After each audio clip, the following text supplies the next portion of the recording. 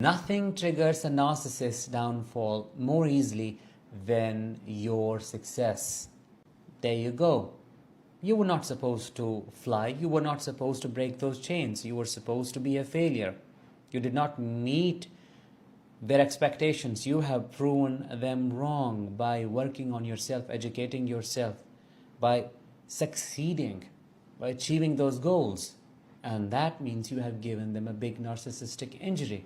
That is why that downfall, that narcissistic collapse, because of you. How do I know this? Well, that's what my father experienced when he saw me creating my own path. And that too against him, exposing him. That's what led to his collapse. And that's what got me rid of him, because he stopped talking to me out of his jealousy and animosity. What lies beneath your feet? Sacred grounds, watered with tears of blood. Shall we begin? Shall we begin? Shall we begin?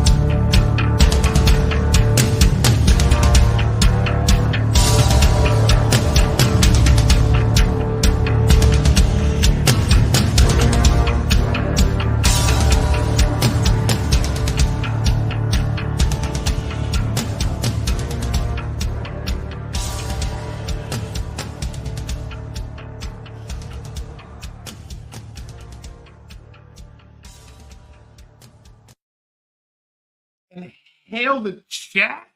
How you guys doing tonight? Thank you so much for being here. Please remember to smash the like button, share out the link. How are all my survivors and thrivers from narcissistic abuse out there? Tonight, we're going to be showcasing someone who I first started watching when I was educating myself. We're trying to figure out why, we're being deceived by a hovering hobgoblin, why we're being stalked and lied to and cheated on and triangulated and made to feel like a worthless piece of trash, even though we give everything to them. And that was Danish, narc abuse coach. Can't wait to highlight his content. I've kind of been waiting for this show, among others that I have in the past. And so without further ado, I'm going to introduce my panel. And let's get this party started. First off is the coach himself. Another person who really just kept the fire in me going. Someone who educates, but also teaches you how to become the best version of yourself. A motivator in the narc abuse awareness community. Please welcome Coach Randy White. What's up, brother? Hey, what's up? What's up? What's up? Happy Sunday. Happy Sunday, sir. How are you doing this week? Good. Back at it, just took a little time here over the weekend just to relax. But yeah, things are great, man. It's hot. Excellent. Absolutely hot in Arizona. It's like, 110 degrees, 15 degrees for the last 3 months straight. So I just kind of hang out in the AC. Dig that. For anybody in the audience who does not know you or your content, why don't you go ahead and tell everybody what you do, bro? Yeah, absolutely. So my name is Randy White, and I'm a toxic abuse recovery coach, basically specializing in narcissistic abuse. And my coaching style is all about helping you to realize and materialize your best self. So if that's something that you're interested in, you can always find me on all social media platforms under Coach Randy White. Awesome. And there are links in the chat. And I see my girl Beth out there. Beth, if you would periodically throw links for Dinesh and Coach Randy White and Immortal Coil, I greatly appreciate it. Thank you, sister. Choo coming through. And with me as well is the man, one of my original partner, the friend who stuck by when everyone else left, the one that stood with me, the one that understood I was going through something and needed a positive support system. My brother in spirituality, Immortal motherfucking Coil. What's up, brother? What is my savage friends? You are listening to the voice of Immortal Coil, your oracle of whiskey mysticism. Revolution is my name. And it is time, my friends, to slay those narcs. We want to remind you that this channel contains strong language, sensitive subject matter, images, and content intended for a mature audience. Viewer discretion is advised. This video contains copywritten content. However, under the Fair Use Act, Section 504(c)(2), Title 17 of the United States Code, this content is presented for the purposes of education and entertainment through the use of parody, satire, critique, analysis, and or social commentary by means of subjective opinion. And with that, let's slay these narcs. Let's slay these narcs. How's everybody doing? Yes, sir. That was an amazing description. I loved it. Great intro. I got to up my intro game, I think. Well, we have to cover the legal basis here too, because over on my channel, we were talking about things, and then like Wiki Commons comes in and tries to be like, well, actually, here's a side note because here's what the state thinks about what you should think about what he said. So, just got to tickle the lawyers in the taint a little bit. Absolutely, man. Give him the spiritual reach around, my brother. For anyone in the audience who may not know you, Coil, why don't you explain what you do over on your channel, bro? Sure. Well, although I'm familiar with, abuse cycles, I'm very much into the healing side of things as well. I believe that essentially the relationships, the people that we encounter, the circumstances we find ourselves born into, those are like our training grounds. And to an extent, they are designed to hurt us a little bit. And how we heal from that and how we respond to that determines our character and how we end up shaping the world. So if we can find balance and make sense out of all the trauma that we've been through, heal ourselves as a person, then we gain access to our own unique gift that we have to offer to humanity. I'm spiritual, not religious. I don't know, Stephen. I'm kind of hard to explain. Oh, just whip it out. All right. That's my man. My man. Oh, I took him off screen. I didn't mean to do that. I'm sorry. That's all good. Yeah, brother. We do this. We do a show every Saturday, every Sunday morning for those in the Eastern Time Zone at 2 a.m., 11 p.m. Pacific. Savage Spirituality over on Immortal Corals channel. We talk about spiritual topics, metaphysics. We go into religion and philosophy. Please come over and enjoy us. And without further ado, the baby face himself. It's a man whose skin is so smooth and he looks so youthful. I sometimes question my sexuality. Not that I'm swinging that way, but I'm just saying. Please welcome my man, Scott Clark. What's up, dude? You haven't seen me in a while. Look at this. It's growing out. I can pinch it. I grew it. I see some blondie on that. It's gray. Shit, look, hold on. Yeah, man. Wow. Yeah, it's baby face nice. No more. I know. I don't know what I'm going to do with you now. Now I'm starting to get to the rough guys. So for everybody out there, Scotty, tell them about your channel and what you do. Well, that will not be your supply. And video maker, songwriter, and all around nice guy who finishes last. No more. And who also goes along with Randy's brand, quality, man. Quality people only. Absolutely. Dig that, dude. Yeah. Dig that. Appreciate you being here, Scotty. I love the new facial hair. I'm gonna have to grow a beard now to outdo you. I love your haircut. Your hair looks really good like that. Yeah. I appreciate that. That's a fellow survivor and thriver from the local area. Actually came over, did my son's hair for his birthday, and did mine. So I was very blessed by that. And thank you for mentioning that. That forward flow, it looks great. It does. Oh, yeah? And it's important. It's important to hear those things because I think I just told you what we were on. Was it last night we were on? I was on 2 nights ago or something. Where I was telling you that my narcissist ex, by the end, these women, they drive us insane. And one of the things that I just never got any satisfaction about is that, number one, just self-care got more and more difficult in the relationship. And I would let my hair kind of go for a month or two. And I stopped caring about myself, and I was gaining weight and I was drinking a lot. And then finally, when I would go get a haircut, I would get nothing back. Like, oh, you look nice. Oh, you got a haircut. And I mean, it would just like she's purposely not saying anything to the point where you have to go, are you going to say something? Because it's like you just want some validation and they just purposely don't give it to you. So I'm giving you validation. Your hair looks good, that length. I greatly appreciate that. And I'm not going to ask the question if you kept up on manscaping. I'm going to leave that alone. And I'm going to say thank you. But you're just over the top. You're always over the top. Real quick, I would like to. Do you know why? Do you know why it's so hard to take care of yourself? Why self-care becomes so difficult during narcissistic abuse? You know they've actually done a study on this, right?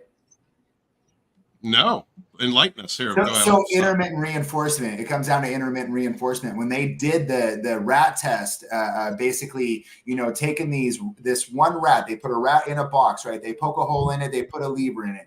At the very beginning, this would represent the love bombing and idolization, right? So every time the rat hits the lever, it gets a treat. Now, in the second part, this would be the devaluation. This would be like the breadcrumbs. Intermittently, when the rat would hit the lever, it essentially it didn't know when it was going to get the treat. It could be 1 time, 10 time, 50, 20. It just didn't know. It hit it, finally get a treat, hit it, finally get a treat. And the last part, this is like the discard. Now that rat, no kidding, would sit there and hit that lever 1,000 times, but it never gave it a treat. It just gave up on itself. This is because of the addiction. It's very similar to every other addiction out there. So you think of heroin addicts, most addicts lack self-care. And this is the reason why the intermittent reinforcement that the narc does with the push, pull, hot, cold, breadcrumbs, whatever you want to call it, it doesn't matter, comes down to intermittent reinforcement. Thank you, Randy. Wow. Yeah, that makes sense. And what boggles my mind is that they know? And where do they learn? Do they know that this is what I'm going to do to him today? He's going to want some validation about his haircut, and I'm purposely not going to give it to him. Like, do you think that they think through these processes, or is it just so? There's a form of abuse that kind of coincides with that. It's called dog whistling, right? And this is where the narcissist knows how to push your buttons. They know how to trigger your insecurities. And there's times that the narcissist will do this in front of other people, right? And the other people won't understand what's going on. And it could be like you not having a haircut for a year. You finally get a haircut. You look really good, but the narcissist doesn't give you a compliment on your haircut. Instead, you're out at a barbecue. There's somebody else there, another male, and they go, oh, hey, nice haircut. That's called a dog whistle. It triggers you to understand, oh, my God, like, why didn't you give me that validation? Very, very sneaky. So, yes, they're very aware of the different manipulation tactics. Think about pickup artists used to use that form, push pull, in order to get, people addicted to them. It's the same thing, guys. Right. It's the same thing. It's been around forever. Wow. Decent. It's amazing stuff. Thank you so much. Before we move forward, though, mentioning I did promise to do this. This is Almi Cuts. This is Alicia's site. She is a fellow survivor and thriver. I am putting together a video for her. Please go check her out if you happen to be in the Delaware County, Pennsylvania area. Please check her out. Give her a follow. Support our sister, our fellow survivor, who is taking a loss and turning it into a win by succeeding, going no contact, working on herself, becoming a professional, and building a business. So, guys, please support her. Greatly appreciate you. Thank you very much. And thank you. I had a question for you, Coach White, because along the lines of the questioning that Scotty was just doing, how aware are narcissists of energy, even if it's just in the form of attention? Do they have an energetic sense? Yeah, no, absolutely. They're very, very, in tune to not only energy, but also facial expressions, things of that nature. So what would you call it? Like kind of, they're in tune with body language energy, right? So they can understand when things are different based off of not only just the body language, the energy, facial expressions, things of this nature. Now, narcissists don't have empathy, but they're very cognitive about how empathy works, if that makes sense. So that's how they can emulate it and mirror it. But do they understand and feel that kind of shift? Absolutely. So in the instance where so Scotty's narc was probably very much aware that he was attempting to care for himself, but since that didn't jive with her programming, she chose to leave him like in a deflated or empty or needing state. Right, because that would be to devaluate him, right? To basically emotionally abuse him by stripping him of any kind of a validation that you're taking care of yourself. Yeah, I mean that, and I would also assume from complimenting someone else in that situation, you're dismissing the needs, you're dismissing the attention or the affection that you supply once. Agreed. Yeah, they're very calculative. Okay. Before we continue on, we're gonna have some more conversation as we look at Danish Narc Abuse Coach for Narc Abuse Coach's content. But I want to get to the chat and say hi to everybody that came through before we get started.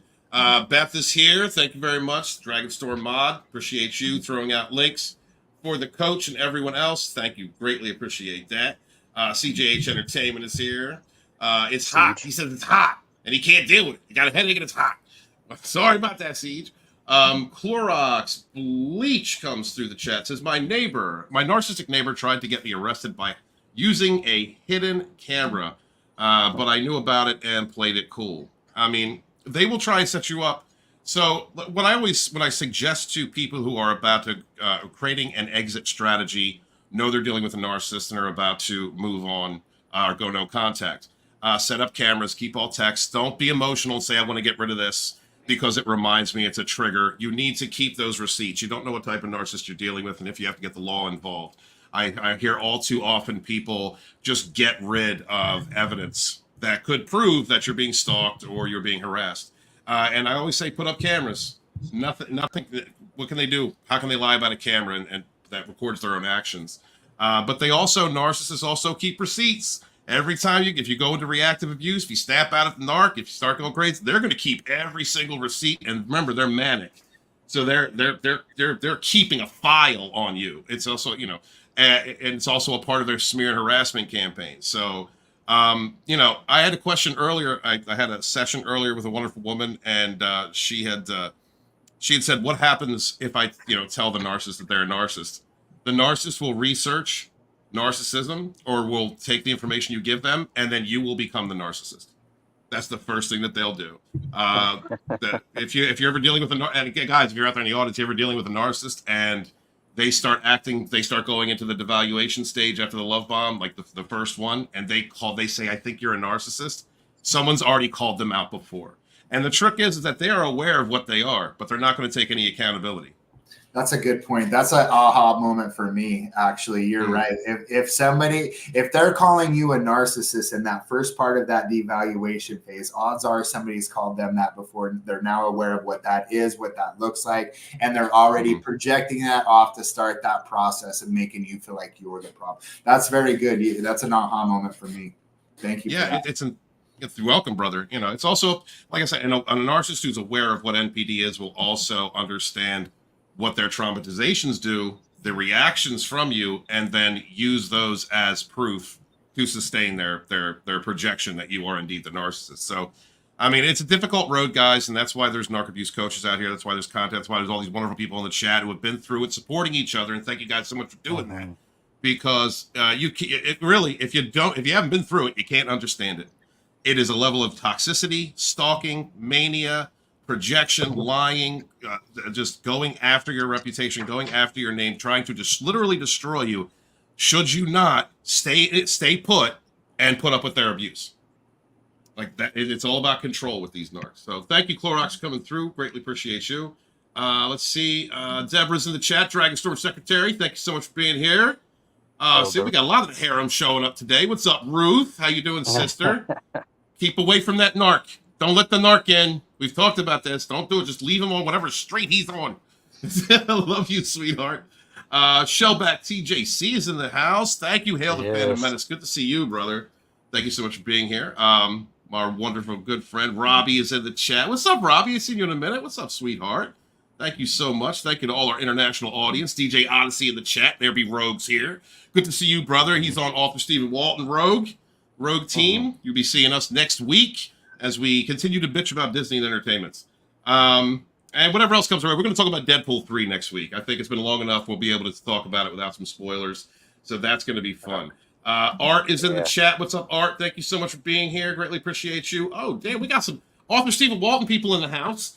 What's going on, Ravenclaw? Good to see you. Tyler Mango, the fourth wave mascot, oldest subscriber and supporter. Good to see you, man. Thank you so much for being here. Let's see, anybody else that I haven't got? Dump doesn't belong here. What's up? Good to see you. Oh, all the Dragon Storm community's coming out today. Look at Josh out here in the chat. And what is going on, brother? Thank you so much for being here. Lady Virgo in the chat. All the harem showing up. What's up, sister? Thank you so much for being here. There she is. Hey, y'all, just finished filing for a long divorce from this entity-filled coward. Good for you. Congratulations. Congratulations, Lady Virgo. You are on the path to leading a much better life without a hobgoblin and constantly creeping up and like a porn theater cock goblin popping out front of these for the seat of life. You don't need that. You don't need that. You don't need that exposure. You don't need to be triangulated with things that may work at truck stops. You don't need that, honey. You're good. Love you. 14 plus months for the divorce, no kids. Well, honey, you're a survivor. You're a tank. The strength and the resilience you are going to find after you have healed completely from your experience is going to teach you that you are the strongest. You are stronger than you have ever realized, and life is going to get nothing but better for you. Congratulations, you're one of my heroes, sweetheart. Thank you so much for being here. Temple Manning is here. Divorce is final from the demon, but now I'm dealing with financial aftermath and a long, drawn-out battle. I mean, the separation abuse is rough. It is. I mean, would one of my fine gentlemen here talk about that separation abuse?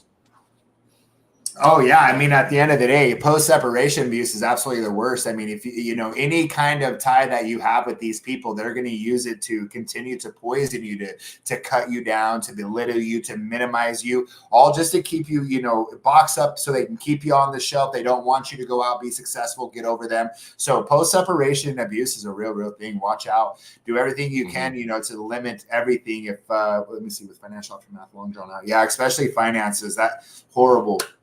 Soon as it's all wrapped up, no contact ever again. But watch the post-separation abuse. It does get more intense, more frequent.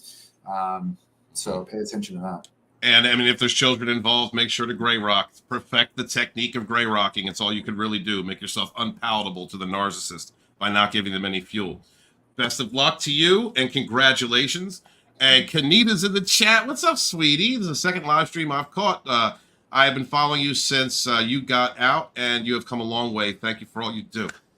Thank you, sweetheart. That means a lot to me. Appreciate you. Thank you so much for supporting me from the beginning, from my heart, bottom of my heart, because I wouldn't have gotten as far as I have without y'all, without us standing with each other, for each other, communicating. And thank you. You have probably seen every phase of my ups and downs, and it means a lot to me, Kanita. I greatly love you, sweetheart. Thank you so much. Let's take a look if we should. Oh, we should, because we're covering him. This is Danish. He is a narcissistic abuse recovery coach.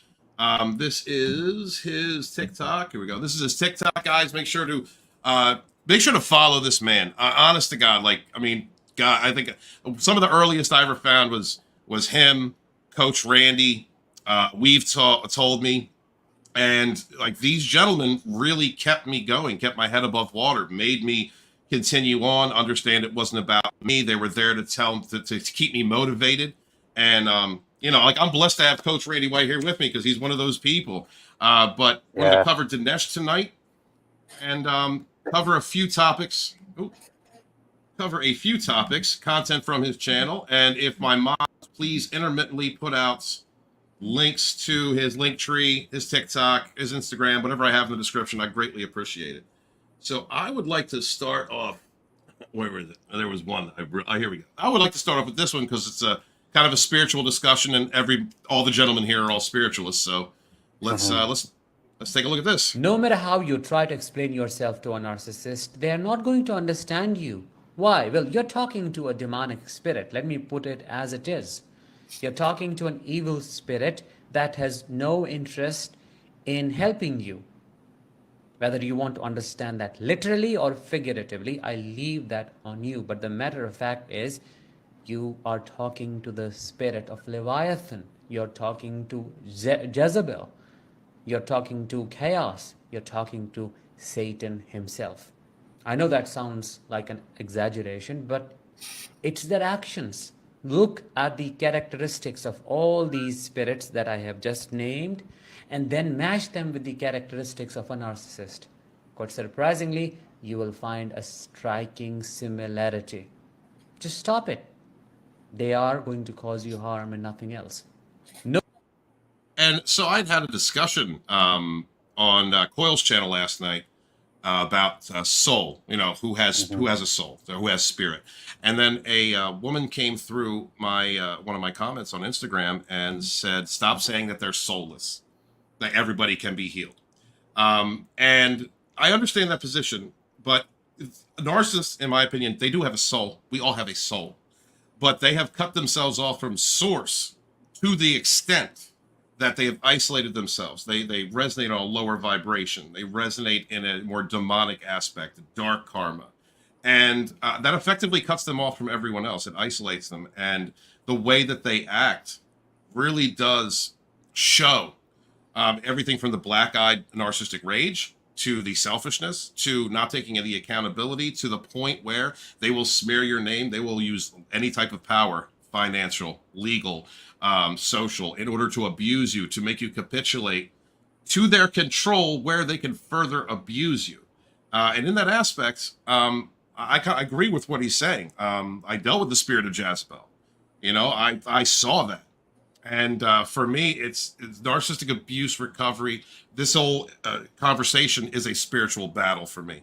Coach Randy, what do you think?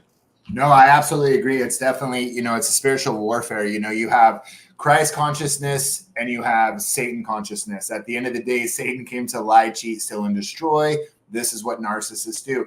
I believe at the end of the day that, the whole idea around souls, people think that souls and spirits are like Casper the ghost. It resides in us and it's this Casper the ghost type thing. And I don't necessarily agree with that. I think your soul is what makes you uniquely you. And that's your consciousness, right? Your consciousness and that connection to your emotional intelligence is that's your soul. That's what makes you uniquely you. So do they have a soul? Yes, but they choose to use that for evil. At the end of the day, a lot of narcissism is really about choice. They're choosing to lie. They know that lying is wrong. They know cheating's wrong. We're not fucking kids out here.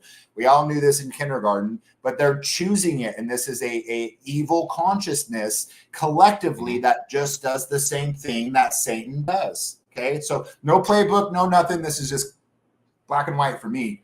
Spirit of the Jezebel. Yeah, I believe that. Scotty, what's your take on that? Unmute. Yeah, I would agree with Randy. Well, two things. The evil is real. It's interesting that we're talking about Danish tonight, and that's because over a year ago, I put a link in the StreamYard chat. If you open that up, that's one of his videos. It's not a TikTok; it's a YouTube video, and it's called "Why Did the Narcissist's Eyes Turn Black?" And I was subscribed to him during my early healing journey when that popped up, the day that it came up. And I was one of the first people to leave a comment. And you should put it up on the screen. I already have it. Okay. Yeah, yeah. Go ahead and pull it up. Okay. Go ahead and pull it up. Brother. I am... Those black eyes are crazy. And the thing about that, when I was growing up, 17 to 22, 23, man, I hung out with some really, really scary people. And I've seen some really, really angry people in my life that don't have that dead, empty, evil, demonic black hole in them as a narcissist does when you see those black eyes. It is so just unsettling. Yeah. So this is my comment a year ago. It's got 1.7 thousand thumbs up. This comment has more thumbs ups than my videos get. 245 replies, and like 99% of them are all in agreement. So this is real. And what I said was, I've witnessed this. Nothing is more terrifying. You realize an actual demon is communicating their hatred towards you. And I find it interesting that Lady Virgo just said in the chat, she said she's finalized with a long divorce of this entity-filled coward. That's what she said, an entity-filled coward. Temple Manning says that he just got divorced as well, is final from the demon, but now I'm dealing with the financial aftermath. So you've already had two comments, and we just got started streaming, about an entity-filled coward and a demon. And now we're looking at an old comment of mine about black eyes. Most people, I was just telling a friend, I went to lunch yesterday with somebody, and I was explaining some of these things, because he also has been through it as well, and we were sharing some stories. And otherwise, you can't really share these stories with people because they don't get it. But this whole thing, it's literally like out of a horror movie. It's something that nobody could really put their finger on unless you've been through it. I mean, really, somebody's eye turning black. Yeah. It's horrifying. It's real. It is horrifying. It's the rage that gets directed at you from someone who is in that state where all of their energy is put into not taking accountability for their own shit, not taking responsibility for something that they've done. Go ahead, brother. The kicker in that, though, is it's not just somebody, man. It's somebody who you thought loved you and cared about you. That's kind of the kicker. And and only people that, again, who have suffered this type of abuse and seen that demon would understand it, because it's so, like I said, I've seen people angry with a little bit of a black eye. We understand that it dilates and all these things. But when you go through, when you see it from somebody with MPD and you feel that rage, that hatred, and you see it soulless, it's scary. That's all I can say is it's scary. Kanita says when their voice changes, that's when the demon starts talking to you. And it's amazing the similarities. You know, you have all these people who have lived different experiences and dealt with different people, and they all come together and reinforce the what we're saying. What this is not a group of like millions of people coming in together and all conferring on the same bullshit story. These are individual experiences with different narcissists, and who have all had relatively the same experiences, fears, traumas. This is spiritual warfare. There's definitely a demonic spirit that inhabits the people with this disorder. Immortal Coil, what do you think? What is your perspective on this, sir? Well, so I've been making a couple of notes here. I've been trying to be a good research panelist here. So, in regards to soul, yes, everybody has a soul. How they choose to use that soul is their spirituality. So, to say that a narc is soulless, in the literal sense of the word, that's untrue. But that's more an indicator of the path that they have chosen. And Mm-hmm. if you want to get like super deep about this, like the sort of like soul agreements we make with people, once again, we enter into relationship with these people partially because we're unaware. We think we're being loving, and we think that we have an opportunity to love somebody with all our heart and our soul, but this person is incapable of receiving love, and this person cannot sustain themselves off of love. So what they need to do is knock you off your high vibration and bring you down to something that they can literally sustain themselves with, because they have no means of creating that internally. So they have to Right. parasitize off of other people energetically, and in that in that way, they're very much like the incubus and the succubus of lore. And especially if we're in an intimate relationship, yeah, that comes through definitely with intimate interactions with these people. You're doing it for one Well reason said. with all your heart and soul, and they're doing it with all the what do you call them, hoovering hobgoblin intent, right? Right. Yeah. Yes, sir. Yes, sir. And yeah, I mean that's what I was trying to getting around to. Like we were talking about that last night on your channel, Coil Savage Yeah. Spirituality. It's when you commit yourself to terrorizing others, to being so selfish that you destroy. That is not being a part of the collective. We as a family on this planet, and a family in spirit as well. You are disconnecting yourself from everyone and everything. And by doing so, you become a parasite. You feed off of others, and that is what supplies the narcissistic shell, is external validation. Thank you Yeah. very much, Coil. Yeah, well, So, we're trying. Oh, I'm sorry, real fast. We're no, go ahead. Go ahead. trying beings, mind, body, and spirit. There are real energetic dynamics that occur between people. Like you can feel it when people are sucking your energy out of you. You can feel it Mhm. when people are hitting you in an emotional center. Those are real actual things. So we're in a day and age now where we're beginning to be able to measure those sort of interactions and give names to them. Like new sciences are being devised. So Mhm. this whole like narcissistic psychology, that's all going to be a part of it. We're really on the ground floor of something really important. So I thank you, agree. sir. And it is important when it comes to healing and it comes to understanding. And um, you know, coach like Randy's been coaching. I just started, but he's been doing it for a long time now. And like how many times do you see anyone working in the mental health professional industry come through that have been through a narcissistic abuse Oh, all the time. I relationship? mean, at this point, I'm coaching 6 different psychologists. Well, psychologists, 3 psychologists, 3 therapists, right? And a lot of the times, I mean, it's one of those things you just don't know until you know, right? Like until you've gone through it and you're actually able to put the definitions, the patterns, the cycles into that knowledge and watch it play out and understand how it really is a slow poison over time. You just don't get it. So, you know, when these people, they contact me and they want, you know, some guidance or whatever, they'll never tell me, you know, what their profession is until the very end. They want to make sure that it's almost like they're vetting me at first, right? And then as we go through it, you know, they finally start to have these aha moments, and then they'll finally tell me. But look, at the end of the day, you could be the most, Richard Gannon just did a video about this just not too long ago.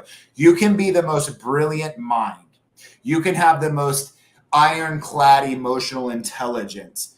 But if you have a tie with a narcissist, within 3 months, your brain can be twisted and melted to a point where it's irreversible if the damage is already done. That's how sinister this type of behavior and patterns are when they start weaving those webs. Remember, it's all about deception. This is what it is. It's all about deception. And that is why it gets so tangled into the brain. So, you know, it's man. It's insidious. It's a parasitic and it's insidious. Before we move on to the next video, I have to recognize. Oh, did you want to say something, Scotty? I don't want to derail where you're headed. Keep your place, but I wanted to say that you were talking about the soul and how I wanted to sort of just bring up this Bible verse. It's Genesis 2:7. It says, "And the Lord God formed man of the dust of the ground, and breathed into his nostrils the breath of life, and man became a living soul." So that's 3 parts. The dust is the flesh, the breath is the spirit. He breathed into his nostrils, and then man became a living soul. So as Randy was saying, the soul literally is our essence. It's who we really that's our true self. And the breath is the spirit. And I believe that that's the part that God, like, we don't have to breathe. We can, you know, consciously breathe. Meditation is it's a spiritual practice, but because it's controlling the breath, but we don't have to think about it. That's like literally how God keeps us alive. And when we take our last breath, we give up the ghost, as it says. When Jesus was on the cross, he gave up the ghost, and that was when he took his last breath. So the ghost, the breath, the spirit is all one and the same. The soul is the essence that we are, and the flesh is what it lives in until it fails. And some say that the narcissist has no soul, but it probably does. It's just, well, Sean Howerton, actually, if you remember, she called them black souls. Yeah. So their soul is, they're not light. They're not people of light anymore. They've gone dark.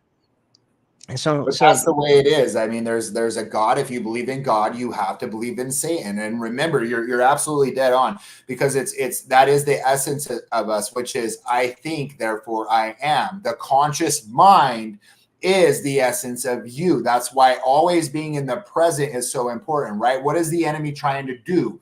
He's trying to confuse you. When they confuse you, it's taking you out of your logical conscious mind, which is you, right? So that is the essence of you, the conscious mind. Well, and even spirit, inspiration, and respiration, they all share a same etymological root word. Interesting. And it's all, it's all interrelated. Yeah. And I have no doubt that it goes back to the Latin version of the verse that you read there, Scott. It's cool stuff. Yeah. Nice. Genesis 2:7. Yeah. Thank you, brother. Thank you, Scotty. Thank you, everybody. Real quick, I need to recognize Nikki Red is in the chat, and when the Queen walks in.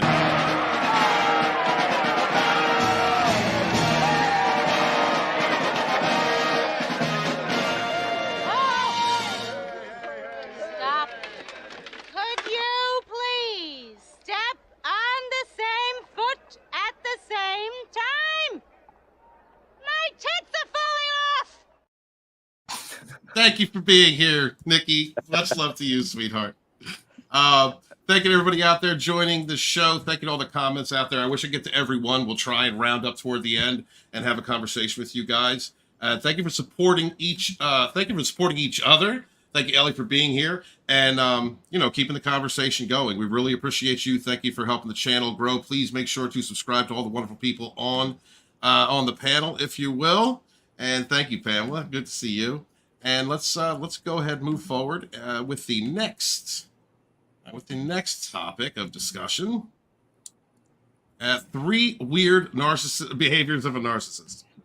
3 strange ways a narcissist forces other people to give them attention they do not deserve. Number one, they will give you silent treatment or treat you like a wall, which is called stonewalling. My mother would do it all the time with me. I make a mistake, and there she goes, not talking to me, not looking at me, nothing at all. It would feel like drowning. Extreme sensitivity to her silence because I was a kid. Come on. I don't deserve that. No. She would withhold communication, utter silence, and it would truly suffocate me. And I would really force her to just say something. And finally, when she would say something, I can breathe again. That's how they get attention from everybody. What's wrong? It's okay. Come on. That is how they know to get everybody focus on their selfish, narcissistic, toxic, rotten self. Number two, counter questioning. That is a technique used by all narcissists to deflect, to run away from responsibility. A narcissist revealed this to me. In order to drain a person, just do one thing. Talk at them, talk at them. Don't give them straight answers. Just ask them questions. And I asked why. Well, that's what's going to help you get rid of them. They'll just have no energy left in them anymore, and then you won't have to face the shame. This happened in an accidental session, a session that was randomly booked by a narcissist, and I didn't know they were a narcissist. By counter-questioning, they get all the attention. You focus on their problem that they create in that moment, and the actual problem remains unresolved. Number three, this is applicable to a very insecure narcissist. They Actually, I'm sorry, I just interrupt real quick. Randy, have you ever had that happen to you? Have you had a narcissist book a session? Do anything I like have that? not. No. Okay. I don't good. think that, Just I don't think they like me very much. Nah, I wouldn't believe so. You're a narc slayer, bro. They don't like you. Still speaking out. All right. They're bigger than life, use profane language, swear a lot, act like they're full of life, they're so extroverted. Why? Well, to suppress their shame. When they act so loud, go everywhere acting like, oh, they need all the attention, everybody has to attend to their needs or else there will be consequences. They get attention, positive or negative, they thrive on it. Three. Ooh, all right, that's pretty good. Oh, excuse me, I'm all over the place. Take the camera on, Steven. Take that down. I'm listening to Scott's lessons from when we first started. Take it down. Scotty, do you have any? What was your takeaway from that video? Do you have any insights or any comments on it? My mind was going all over the place when he was talking there, just because it also has a lot to do with, I've had a YouTube channel for 16 years, and I've dealt with a lot of narcissists, and I realized a lot of the keyboard warriors out there, the haters, I didn't realize any of this until, these experiences that I've recently gone through, is that a lot of the things that he was saying, just their tactics, how tactical they are, about how they get attention. I've had people literally, okay, let's say, so I have a channel I talk about some like really deep Bible concepts and things, and someone will just start commenting like a line of questioning where they're almost giving me what I need to feel like. It's almost like saying, good job, thank you for the video, blah, blah, blah. But what about this? But what about this? But what about, and then I end up and I realize that I've just spent like an hour going back and forth with this guy, and then it turns toxic at the end. And all they wanted was my attention. Like I thought as a teacher, I want to bring people some enlightenment about maybe a certain subject, maybe something, there's a lot of confusianity out there, right? And I call it Christianity that's confusing. I call it confusianity. I like and that. There's a lot of people that are just like this subject, whatever it is, people look at it incorrectly, but it can be figured out. You can figure it out. And so I'm trying to bring somebody into enlightenment, and they just won't grab it. It's like an oiled pig. It's like, I'm trying to, I'll hand the truth to you. It's right here. Just take it. And they're like literally dropping it down. They're like, but what about this? But what about this? And it's like, you just want attention. And it's infuriating because you think you're just going to get to an end result and then say goodbye. They'll say, oh, thank you. I appreciate that. Goodbye. And that's all you want. And you realize you spent an hour with somebody, and it's like, they just wanted attention. Um, so there's that whole dynamic. And I guess, that can also happen in real life. I watched a clip of Kamala Harris today where she literally was just full blown word salad nonsense. And it's just mind boggling. Just like, I have no idea what I just listened to for the last 20 seconds. She's just like, you're not part of the lingo. That's political not your narcissism crowd. Narcissism could be a show topic on itself, man. Absolutely. Well, a and question then, I of wanted course, to ask the final one is the stonewalling, where it's like they're doing the exact opposite.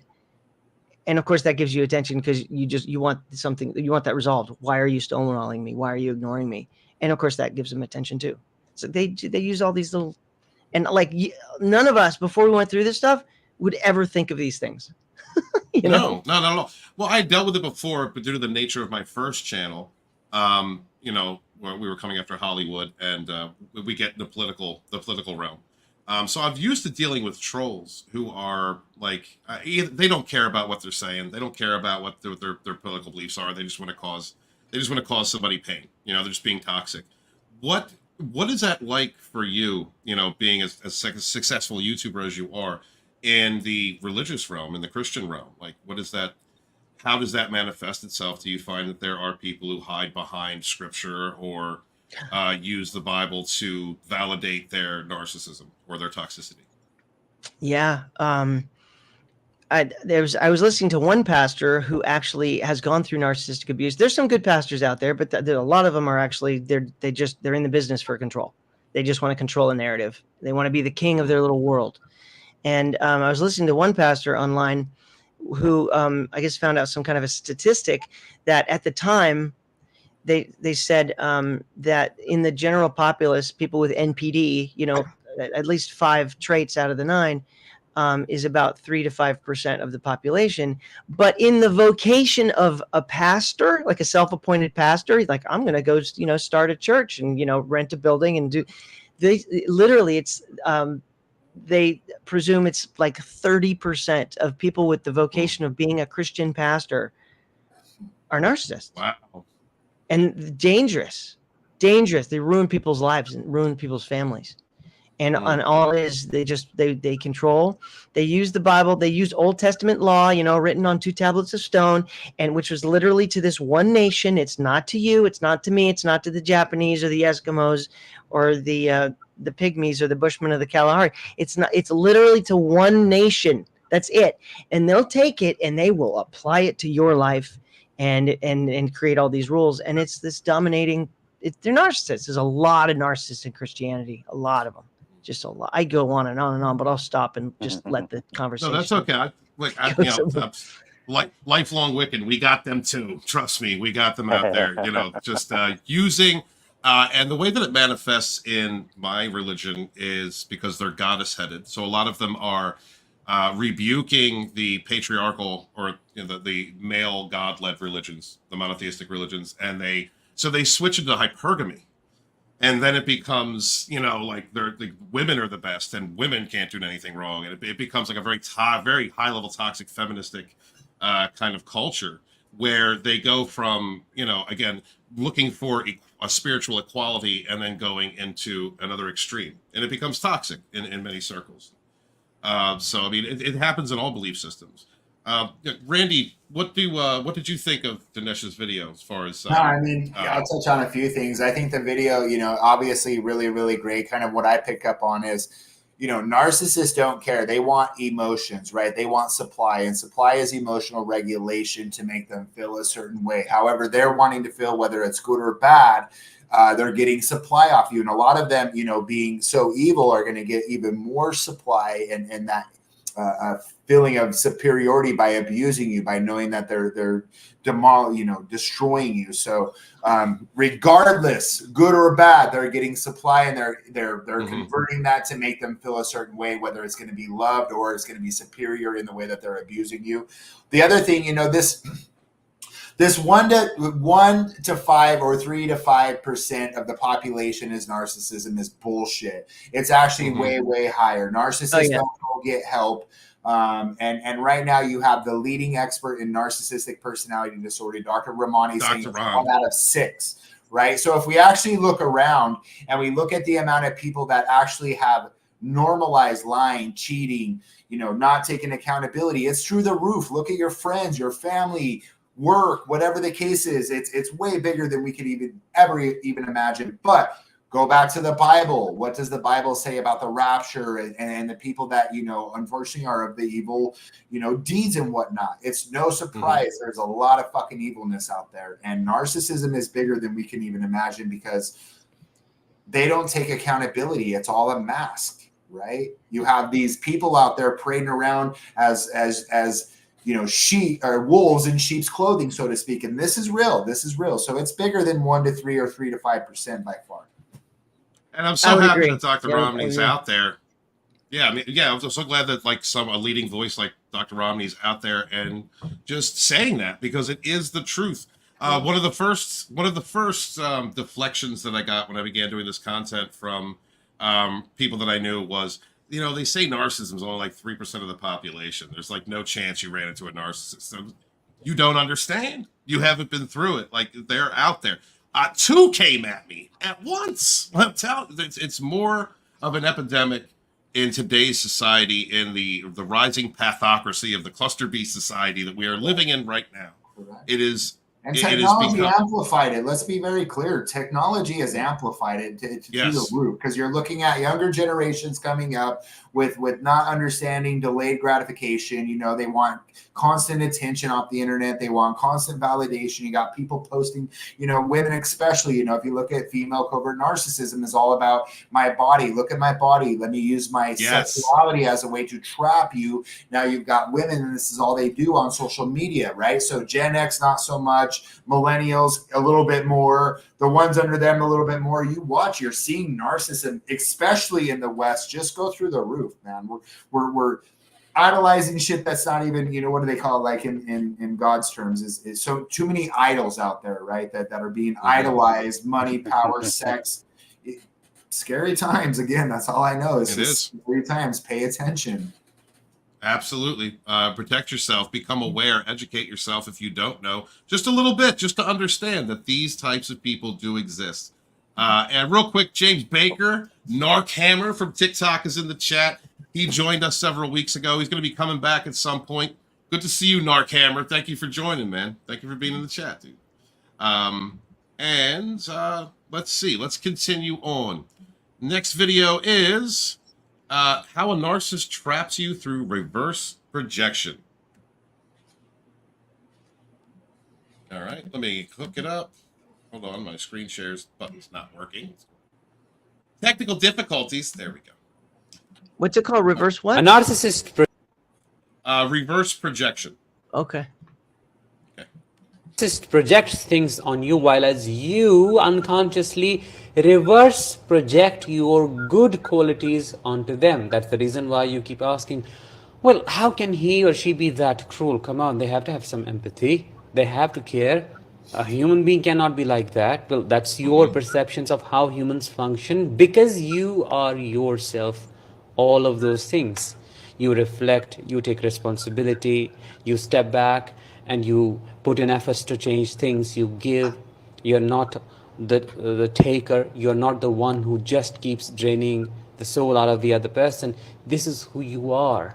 And unfortunately, you project those good qualities on them. That's why you assume they have a power to change. No, you have to realize, just accept it as it is. There is no reasoning. They do not have the capacity to change, and they're rotten to their core. A narcissist projects things on Immortal Coil, we had talked a little bit oftentimes about a person's perception of the world and how we kind of create the world in our mind, how the ego affects how we see other people. So, in this respect, you want to see the best in somebody. You want to see the best in them, in a person who's treating you horribly. Can you touch on that for a little bit? Well, yeah. So a couple things there. Narcs in particular, they'll hide behind and take credit for their own partner's achievements, because at least out in public, they're defining themselves according to their partner and trying their hardest to project that facade that they want the world to perceive them as. But since they have no heart center and they cannot create for themselves who they are in like private with you will be somebody completely different.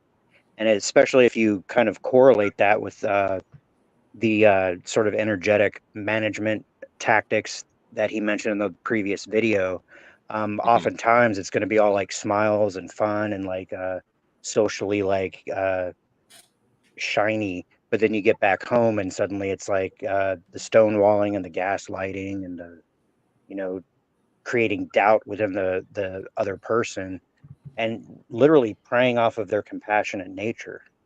You know, it's like, well, if you're compassionate, are you sure you're compassionate about me? Well, why? You know, what about last week when you did this? You know, that kind of shit. When really, you know, the person who's with the narcissist is the one that's more angelic and more, you know. But again, yeah, they'll be held out as a social shield so that they will be imperceptible as the actual character, because the biggest fear they have, if they have a fear, is being discovered and publicly, you know, came after, because that's what they try to do. They try to galvanize what do you call them, the flying monkeys. That's what they attempt to do. And if suddenly they are in the hot seat, it's hell for them. So Randy, when you're talking to the people that you're coaching, like how do you approach that topic of you are seeing in them what you want, what you need to see, like as far as empathy or caring or the best parts of them?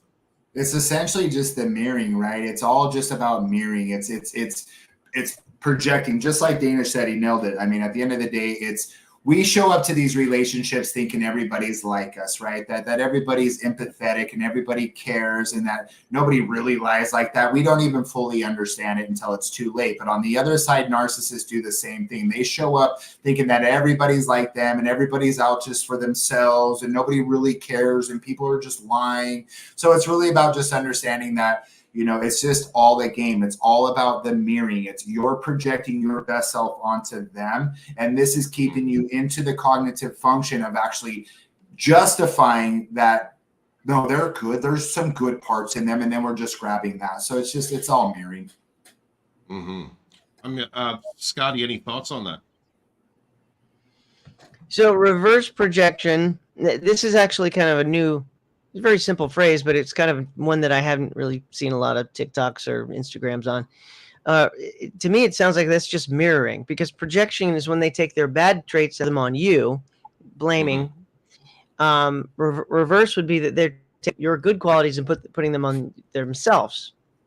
I guess it's not exactly mirroring, because mirroring is just when they act like they are you. But reverse projection would be more like they are covering up their bad traits by putting your traits on them and claiming to have them be their own. Randy, am I on to that? Or it's okay. So what it is so you see the world from a certain perspective due to your ego and your experience. When you're with a narcissist and you're trying to make sense of what they are doing, you know, we tend to, at least from my experience, justified it with, I know they've got a heart. I've seen them say this and act like this in this moment, their love bomb phase. So there's got to be a heart in there. They're probably just broken. This person's just hurt, you know. I can't believe that anybody could be this much of a liar, because I'm not a liar. Reverse projection is when, like, literally when we're innocent and we have not gone through our first narcissist and we're figuring it out, that this person is something we've never encountered before. We look at ourselves relative to other people in the same way that we judge morals or ethics. You know, people don't have the same morals and ethics. But when it comes to a narcissist, you're looking at them and saying, I know there's going to be a heart in there. And I know that I know that it's kind of like where I got stuck in this mode of this dumb mode of, if I hurt myself enough by sticking around and dealing with this abuse, then eventually she's going to see that, and it's going to trigger a milieu within her heart. You know, it's going to open up a box that exists. You know, it's going to create empathy, and there is no empathy. The Offspring wrote a song about that, Stephen. You remember that? Yes. Yeah. Yeah. Oh, yeah. Oh, I don't think of the name of it. Yeah, so like Immortal Collie brings up the best point, though, I think, as it pertains to when you look at narcissists, like they target people they want something from. And a lot of times they are going to mimic, like they're chameleons, right? They're going to take on your characteristics, your behaviors, your interests in this mirroring thing where they're trying to hook you in. Now, when they take those on, and I found this to be absolutely true, they go out there and they display those to the public as their own, right? And this is how they're trying to show people that they evolve. Now, when they go from person to person to person, look, the narcissist that you dealt with will never be on earth again because they are not a core person. Every single time they pick up traits, attributes, they learn how to manipulate a little bit more from each and every relationship. They evolve. Once they're a new mask, that old mask will never come back, right? They've taken all of these attributes, these behaviors, these beliefs, these mindsets, and they've developed their own style in that for the new supply. It's sickening. That's exactly what happened to me. 100%.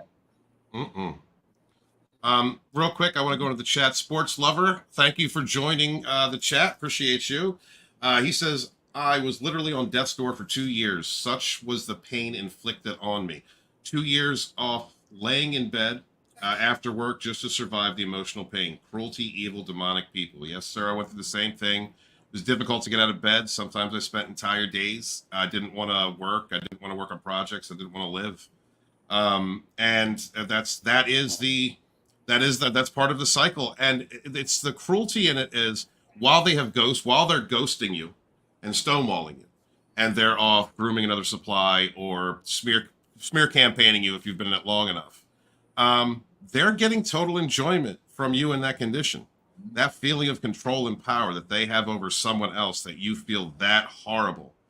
And to use that as a lure, as a non-existent carrot on the stick, when they come back again to love bomb you and make those false apologies or shift the blame in such a way that you actually believe that you were the issue at some point or you were the problem. It is insidious and cruel. And brother, you are one of my heroes for getting as far as you have, for surviving that. And thank you very much for being here. And man, be good to each other and suffer no fools, my brother. Be the best, forever strive, be the best version of yourself. Speaking of thrivers, real quick, I think I lost it. There we go. I think I lost it. Somebody came in to tease me, and this is our sister survivor out here and thriver out there building her own company. Came over to my house, gave my son a cut for his birthday, gave me a cut. Guys, please follow this account. Please follow Alicia. Yeah, please follow Alicia. Support her. She's a local business in the Delaware County, Philadelphia area. She is a hairstylist. Please check her out, and I will put a link in the chat when I have a chance. Alicia, again, thank you so much for coming over and doing that for my son, and being a part of the Dragon Storm ride. She is going to be helping me and another one of our sisters putting together shirts for the channel. So you might be able to get a Hoovering Hobgoblin shirt here soon. We will keep you updated on that. Thank you, Alicia. Thank you for everything.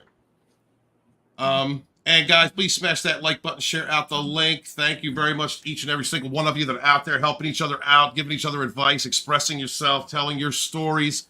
And again, you might just simply be reaffirming someone who's just coming through, watching this later, or coming through the chat that is just now figuring out what they're going through.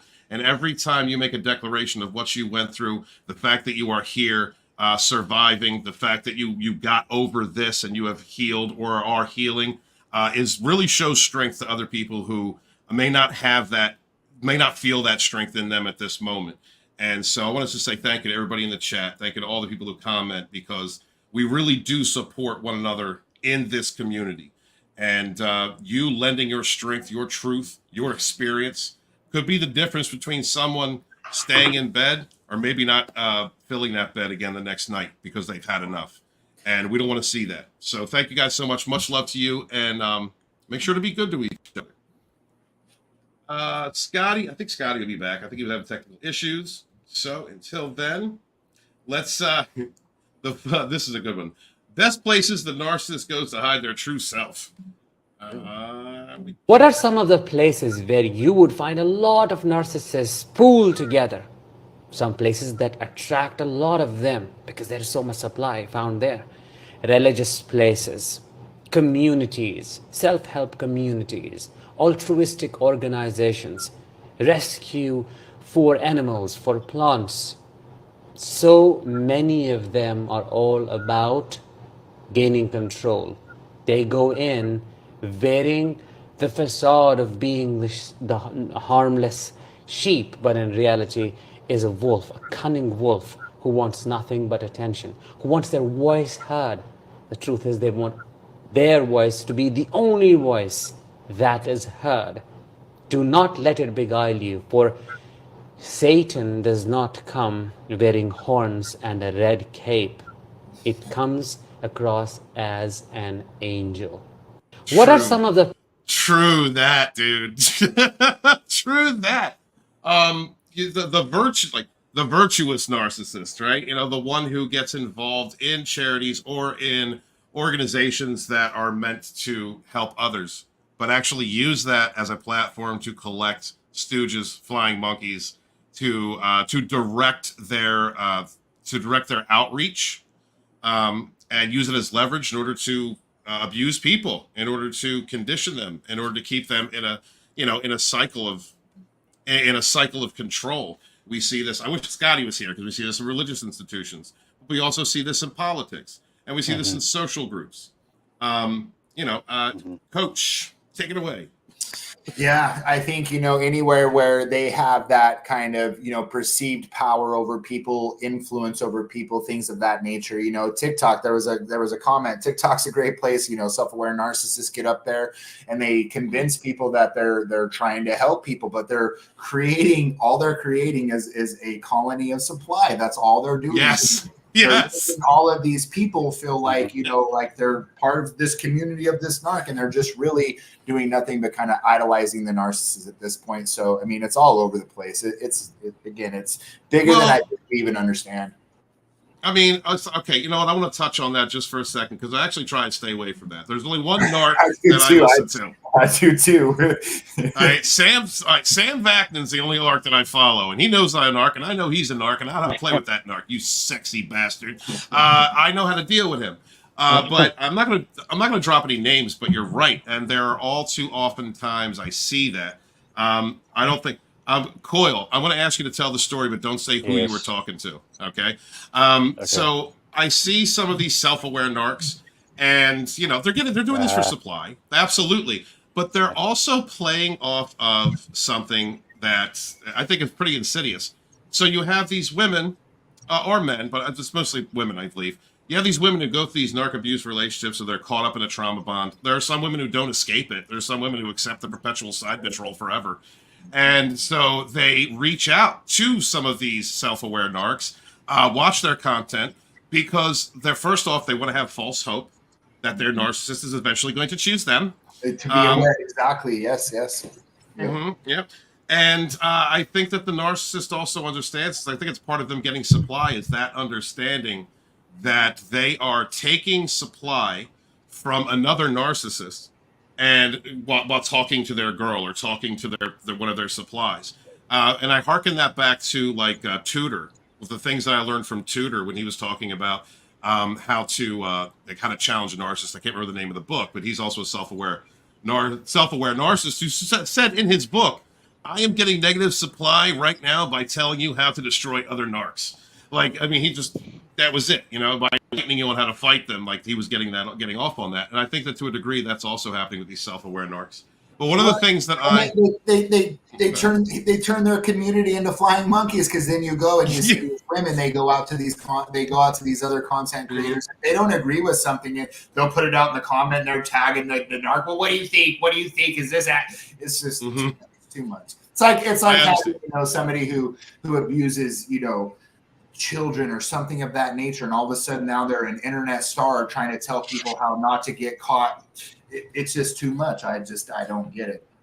How are we idolizing narcissists by them telling you what they're doing to hurt people, and now we're idolizing that as we're trying to recover? And what we're doing, and there's another content creator, we need to get him on. But one of the things that he said in a video was very smart. It was basically like, the victim of narcissistic abuse is losing their experience around this. You know, in those self-aware narc communities, the victim is losing their own experience. They're being gaslit to think that the only experience is the way the self-aware narcissist is telling it, and that this is gold. So this has taken the victim's authentic experience, minimizing it by making it fit what the self-aware narc is saying, and I think it's horrible. Well, it's interesting. Go ahead. No, Well, I was go. I'm sorry. Shall we dance, my friend? No, to me, the point of that video was that narcissists will hide behind a cloak of compassion, even though that's not exactly who they are. Again, kind of like adopting a shield so that you will not perceive their actual intentions. And in the instance where perhaps it's not the romantic partner, it would be their profession. You know, oh, look at me, I'm the high pious, I contribute to charity, I'm a philanthropist, I'm a, you know, I save the whales, all that kind of stuff. But they're not doing it for the whales, they're doing it to say that I save the whales. And there's a very big difference between the intent behind both of those, because once again, they're trying to frame the supply of energy, trying to bring it into themselves. So it's not like, oh, the whales are majestic beings that need to be saved. It's like, look at me going out of my way, martyring myself because of whales, you know. Yes. So it's not the Free Willy Foundation. It's like Bob Nark's Free Willy Foundation. You know, that's the difference there. Scotty, what do you think of narcissists who use virtuous platforms, belief systems, charities, something like this, to promote, like to as a means of control, as a means to control an audience or smear campaign? Yeah, we were talking about that a little bit earlier. I think that's the whole reason why Confucianity is what it is. It's because I grew up in church. I was a Catholic altar boy when I was a kid. I started playing drums at 12, and by 16 I was on stage at church playing drums. And I've been in the band, you know, for like 30 years. And so I've been around church a lot. And I just have this, due to my personality type, I always looked at everything like through rose-colored glasses, thinking that like we're all here for reasons. And I spent like my whole, like more than half of my life playing drums in church for free, because I thought I was doing it for Jesus, kind of a thing. And I didn't ask for anything in return. And I thought that that's what we're supposed to do. Right. I realized that a lot are there for completely different reasons, and it's for themselves. Now, of course, I enjoyed, you know, being a musician, and when you're involved in that kind of a thing, you get a lot of respect from that. Respect from our work and for what we do and what we're known for. And so that's always fun, but that was like a byproduct of me sort of doing it because I just loved playing drums. And then I realized that there's a lot of people involved, including with pastors. They're not there because they loved telling the truth. They're not there because they've studied something and they realize there's a problem of confusion, and they're going to fix it by saying, look, this is what it says. Let's cross-reference, right? And that's what I do on my channel is like, I actually show the Bible on the channel, and I show word for word. This is what it says. It's kind of like looking at the Constitution. Where a congressman, you're supposed to be making laws based on what the Constitution says, but they don't. They just make stuff up and they pass it. And that's what church does too. These people, they pass on these ideas that are completely false, because their intent has nothing to do with telling the truth. And that boggles my mind, because that's to me the entire point, is just to find what the truth actually is. And so that's why you have Confucianity, because if everyone was after the truth, it would just be much more streamlined, and like Christianity or whatever it is would have basically the same message, but it doesn't. There's like 40,000 denominations, and it's because of what you just said. These guys are in it for themselves. The truth is not the point. The point is following. The point is supply. The point is controlling a narrative. And if somebody says something that narrative, they'll smear them. That pastor down the other street at the Baptist church, he believes this. Can you believe that? You know, pastors do that. They smear the other guy down the road, or another YouTube channel. They do it all the time. And the reality is because it's ego, a lot of it. And so my Yeah. rose-colored glasses have come off. I've crushed them on the sidewalk, and I realized life is not what I thought it was. This ego thing is much bigger than I thought, because I wasn't I don't have that personality. We all have a little ego, but some people are just really, really bad. And Well, I'm glad that you did that, because the the second you smash those glasses, you instantly sprouted a beard. I mean, look how much more masculine you are now, dude. Good for you, Scott. and soon it'll be ZZ Top. Good. Yes, sir. Immortal Coil.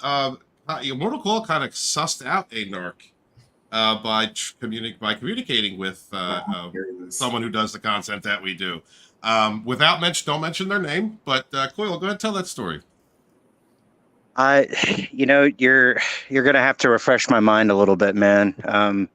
You were speaking with someone about your experiences, and they were all about the money. All about the money. Oh, yeah. Okay. So, without naming names, No.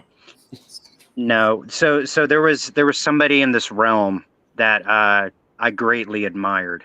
Okay, and I thought I was perceiving some mutual admiration from this person. On a different social media platform, we began to DM with one another, and it was an instance where, number one, I'm not necessarily susceptible to the advances of narcs. I have a slightly suspicious nature when people just out of the blue start to buddy up to me and start to use terms of endearment, like, honey or dear or sugar or love, and you haven't talked to me more than twice. Yeah, So get I'm like, love okay. bombed. Exactly. Yeah. And it didn't help that this person is extremely physically attractive. And like the voice and the hair and the eyes and the lips, those are all things that, if you're a physically or sensually motivated person, which, as most males are, we're very visual creatures. Had you not had like the emotional intelligence and the previous experience, let's say, in this realm, it would be easy to be taken by this person. So I sort of lay it out, because they're like, yeah, so why don't you tell me a little bit about yourself? And like I was asked about my zodiac sign and stuff like that. So I was like, okay, I'm going to be more honest with you than I am with most people. And not because I felt like I was like, oh, I'm finally being understood. I was just going to be like, no, I'm going to lay it all out on the line and see how this person responds to me. So I was like, listen, my name is this. I've experienced this and that. I'm a spiritualist. I'm a metaphysician. I see auras. I feel energy. I've had contacts with spirit and non-human entities since a small child. So I also understand things from a slightly different perspective than probably 90% of the people that you're talking to. And I'm not saying this out of ego. I'm just saying it so that you understand who you're speaking with. So I was like, so what can I do for you? And essentially it was like, that is so interesting. I would love to speak with you more. But typically to do that, I require a donation between $50 to $150. And this is Scott knows about, I don't know if you know about this, Randy, but like I've been homeless the past, I'd been homeless the past 2 months. And this person, like I led with that. I was like, yeah, I'm outdoors right now. I don't have a job and blah, blah, blah. And then she comes back with, well, if you pay me $150, then I can basically help you or coach you or be your, professional best friend or something like that. And I was like, listen, I just told you that I'm homeless and unemployed. I don't feel like you're listening to me very much. So if you will do me a favor, consider the reason behind the reason that you reached out to me. And if it's genuinely for connection and mutual benefit, then feel free to DM me again. And if not, then I wish you well. And apparently wishing well is all she needed, because she is, to this date, not responded. And So in a way, it's like disappointing. Like I said, I wanted for her to be more evolved than she was, but it was all about the money, dude.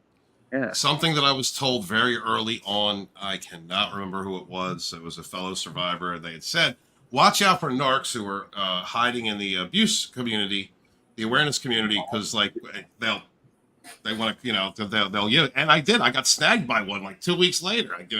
I met up with one. But also, guys, really be aware, be conscientious. This kind of leads to the question I wanted to give to the panel before we move on. When you are, looking for content creators or looking for people to help guide you or whatnot, like seriously, I don't care, anybody, really pay attention to how you're being talked to, communicated with, because Coil, like without even trying, just sussed out a covert narc working in what we do, and it's a shame to see, but it is a narcissism. It's what it is. Cats, Music, and Coffee says, how can one person that's coming out of reactive trauma or abuse validate and or confirm they are not dealing with another narcissist? Randy, could you take that one? How can one person that's coming out of reactive abuse, so you're in reactive abuse, you're coming out of it, so you're okay, or abuse, validate and or confirm they are not dealing? How can you confirm you're not dealing with a narcissist? The first thing I'm going to be doing is just using, obviously, logic to get to the truth. I'm going to use logic and try to understand exactly what has taken place from the very beginning of the time that I met this person. Are they displaying a pattern of lack of accountability, lack of empathy is going to be kind of the number one thing, because without empathy, you're not connecting to anybody on an emotional level. Therefore, you don't even care what's going on, right? So that's going to be the number one thing. Are they displaying a pattern of lack of accountability and lack of empathy, and then just validating yourself and understanding this is the truth, not confusing and using the emotion in it, but what is just the honest truth? What's happening to you? What is the pattern? What are the tactics? How does it make you feel? And then understanding that basically this is the game that they play. It's all about a reaction from you, good or bad, is providing them with a source of supply of emotional regulation for themselves to help them regulate their emotional equilibrium. So truth, logic, and essentially look for the pattern. What is the pattern of and cycle of lack of accountability and lack of empathy? Thank you. And Cats, if you'd like to, and I would suggest you do, check out Randy's content and book a session with him if you'd like. Very knowledgeable and can help you on your healing journey. Scotty, I was going to jump in and just, but you called on me. Thank you. I was going to kind of ask either one of you, Stephen or Randy, that a good test I heard is to specifically and purposefully disagree with them as it's just see how they react to being disagreed with. Would you say that is one way to find that you're not, jumping out of a pan into the fire? Kind of depends on how new the relationship is and how far you are down with them. But yeah, typically if you tell a narcissist no, then and watch them, you're going to get your first sign of narcissistic traits and tendencies. So yeah, basically, right? They don't want to be told no. They have a huge sense of entitlement, which is one of their drivers in their impulsiveness. So that one of the first ways you can do it is tell a narcissist no and watch how they react to that. I mean, I agree with everything Randy said. But if you want to suss out not just narcissism, but any type of toxic behavior, seeing how someone deals with criticism or an opposing viewpoint will tell you a lot about their personality. Do they immediately shut you down? Do they get combative? Or do they listen? Do they take in your point of view, wait a moment, and then respond? All of these things can tell you if you're dealing with a toxic personality. Yeah. Well, it's funny to me that they... that they desire such an extreme of reaction. They either want like full-blown hysteria, or they want you to completely shut down and just, if you just come at them with a neutral, like what's his name, Caesar Milan, he would say calm and assertive. They can't do anything with that. They need that fear or pain or anger vibration to sustain themselves. Yeah. Well, they love bewilderment too.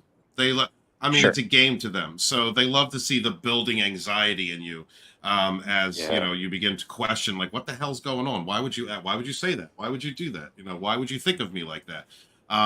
That It's a game, you know, and building up that trauma bond is an art form to narcs that have been doing it for a while. And if they're cerebral, most especially, like if they're, then they love the manipulation aspect of everything. It's That's not when so, it it's not, becomes sadism right there, is if they're cerebral about it. yes, sir. Yes, sir. Because that's when you really get your insidious, stalkish. You know, you're gonna get a dossier on you. They're gonna find out where you live, find out where you work, find out, you know, all the information they can, so that they can smear your name in the right directions, create pressure on you from directions you never even thought of. Those are like the psychopathic, cerebral type narcissists. Man. They're some of the worst. All right, so thank you guys, everybody in the chat. Please hit that like button, share out the link, and please make sure you are subscribed and or following Narc Abuse Coach Danish and everyone else on this panel. We greatly appreciate you. And we are going to move forward into, here we go, into the next one. Right? All right. How narcissistic abuse destroys your body. Narcissistic abuse does not only damage your brain, it destroys your body as well. Here is how. It may give you what is called functional neurological disorder. As the name suggests, functional damage to the nervous system, which shows up as twitches, a lot of restlessness in the body, tingling sensation, needle pricking, and so on. Your body can literally freeze and not move at all, make sudden jerky movements, or you can not sit at one place for a long time. You need to keep moving. This is called functional neurological disorder because your nervous system ceases to function the way it is supposed to. And this is the reason why I hate narcissists so much. Narcissists destroy your life and then move on like that to the next supply, acting like they did nothing at all. It is truly insidious. And Randy, I know that you're very conscientious about body health and this aspect of recovering from narcissistic abuse. Could you speak on that a little bit? Yeah, I mean, absolutely. So, I mean, at the end of the day, the number one thing is that narcissists, they all, like, you know, Immortal Collie was saying, it's all an extremely low frequency. It's the lowest of the vibration you can get. Now, when the abuse that these guys inflict causes up to 300% more cortisol than that of the average person going through life challenges. Now, we understand what cortisol does to the body. And now with this amount of cortisol and being in this low vibrational state of anxiety, fear, panic, depression, you know, loss of self-confidence, you're not taking care of yourself. All of this is going to manifest as issues into the external body, into the body.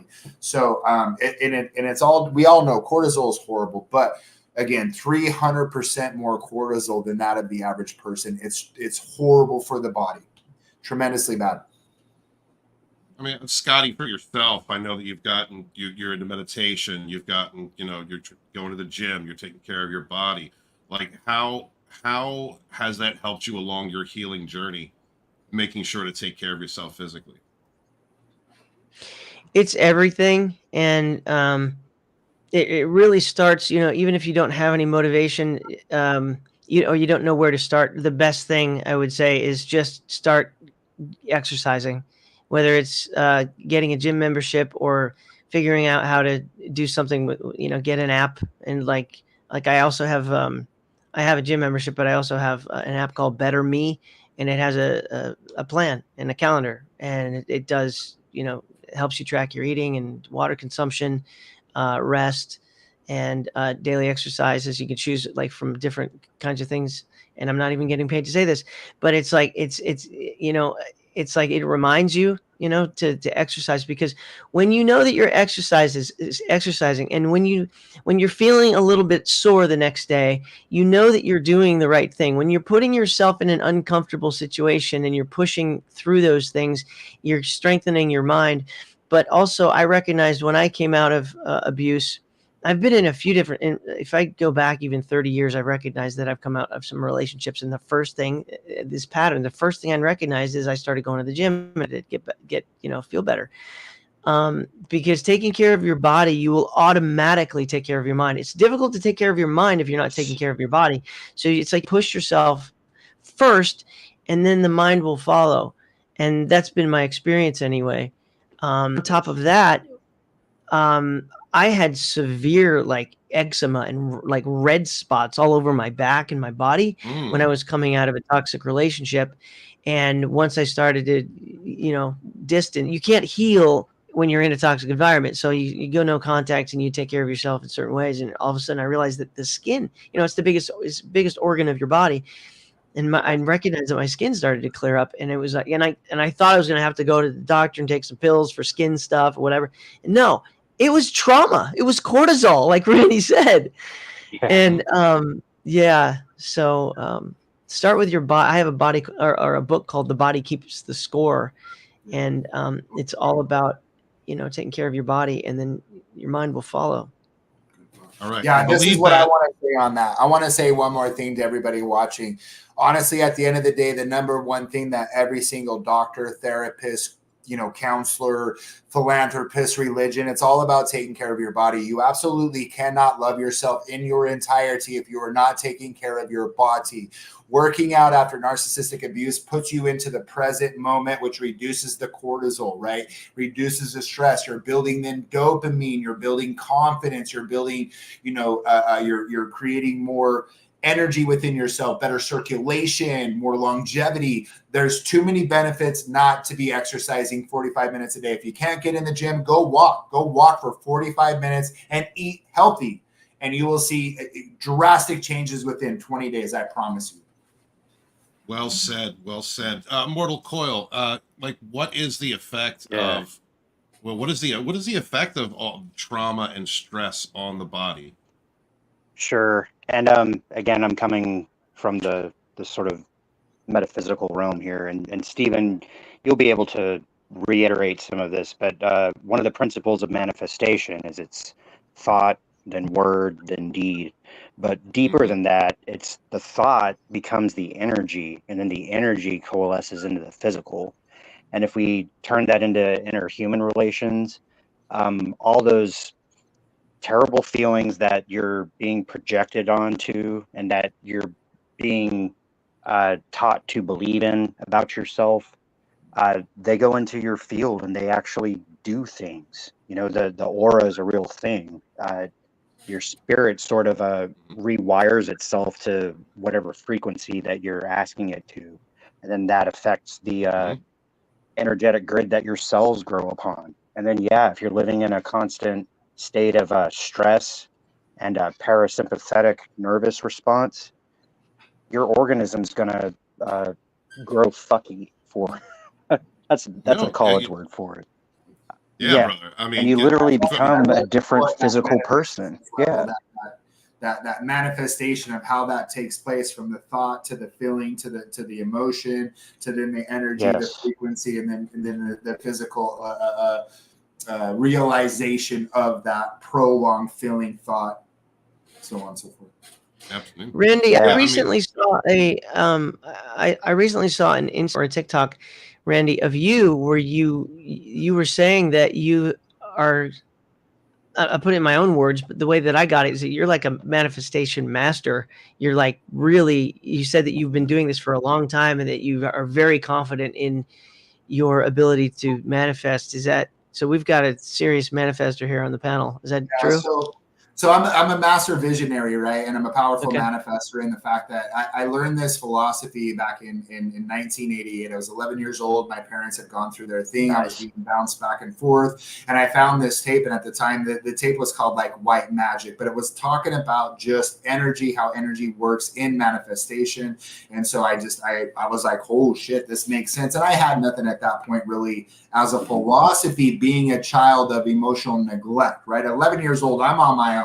I'm basically at this point, nobody's showing up for me. I have the house and I'm getting to school, but there's no emotional parent there, nurturing me. I'm on my own. So I pick up this tape, and it's everything in my life has been nothing more than a manifestation I held in my head prior to it happening. From the days I was became Tupac in the 90s and went crazy and wanted to be the American terror, to my mortgage company, to my cleaning service, to right here being a coach is nothing more than a manifestation I had in 2019. I had a vision. I started manifesting it. I knew I could do it. I was like, that's me. I can do that. And then I just started taking those steps to build the vision inside my head and having faith that it was already happening. It's just what it is for me. Incredible. Well, yeah, I you love create a this mental panel. picture and then you step into it. Yeah, I dig that, man. Yeah, that's my thing right there is it's the vision building process, that creation process. We're all here to love, experience, and create.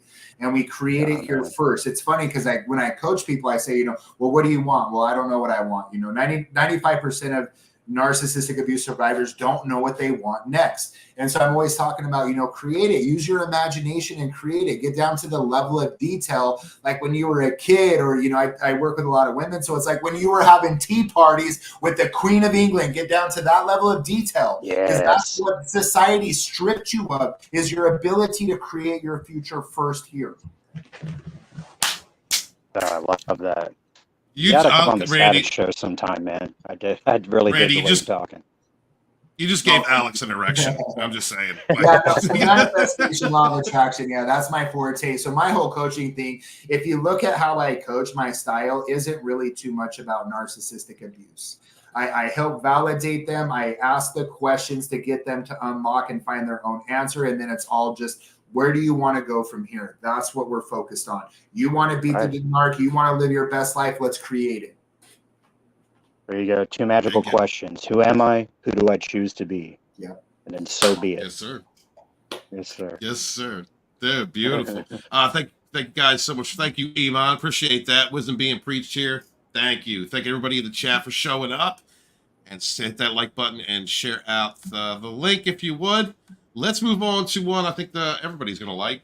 This is why empaths are kryptonite for narcissists.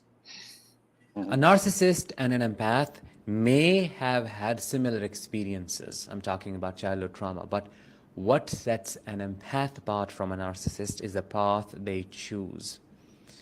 The pain they do not want to inflict on others, while as a narcissist wants to do that because that gives them control. That makes them feel in control of the situation and makes them believe they are the authority. An empath doesn't want any of that because they know what it feels like to suffer at the hands of a cruel person. They promise to themselves that they are going to be anything or anyone but not that narcissistic individual who caused them pain. How do I know this? Well, that is what I did. People ask me, how did you not become a narcissist when everybody in my family was one? Well, I promised myself I am not going to be that because I knew what it means. I felt that suffering. I didn't want to do it to anybody at all. A narcissist. God bless him, man. Jeez. Scott Clark, I know you've talked many times about the empath versus narcissist aspect. Would you like to take the first run on that? Yeah, I like what he said there. But I've thought that it's kind of like there's a spectrum, depending on the trauma that you will either choose one side or the other. You will either try to help people to never go through what you've been through, or you will decide to pass on the pain. And those of us who have been through this panel probably chose, we want to not pass on pain. We don't like that. It makes us feel uncomfortable. We want to help others. But that also put us in the category of sort of the toxic people pleaser as well. Both sides are toxic. They have their own, shortcomings, but I guess it does. And I think it's not really conscious, because I don't remember making a conscious decision to be a people pleaser. I just sort of naturally just didn't like pain or people putting people.